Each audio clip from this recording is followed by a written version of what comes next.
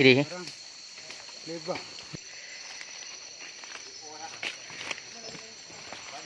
Pencarian madu Aceh Selatan. Jangan lupa like, subscribe dan komen channel Raja Lebah Aceh Besar. Ini kami tim madu gurun putih semua ya. Dan di sini bajunya.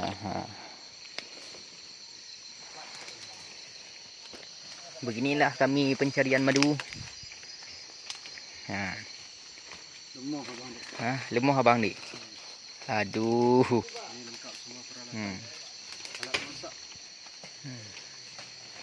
Pencarian madu Aceh. Demi kemurnian madu. Dengan bilang-bilang nanti madu palsu, jangan, enggak usah. Kalau ada perlu nanti telepon kami. Nomor HP 081371 877343.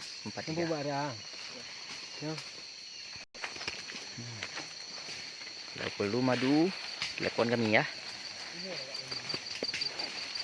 081371 80 7343.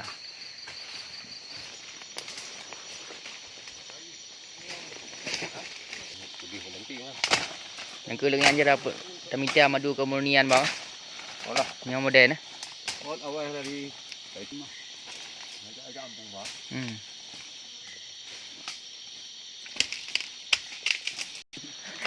Ada tiga dah ya.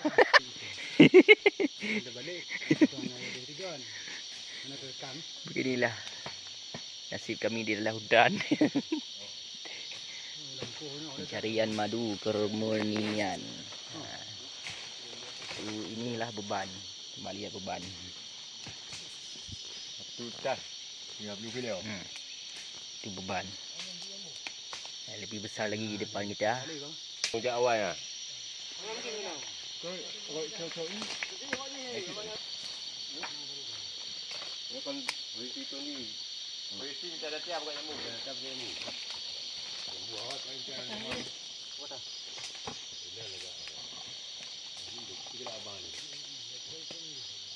Pencarian madu Aceh.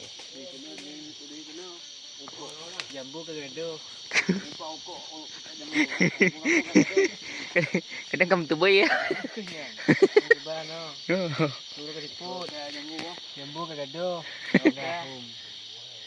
Leho kah jambu hum.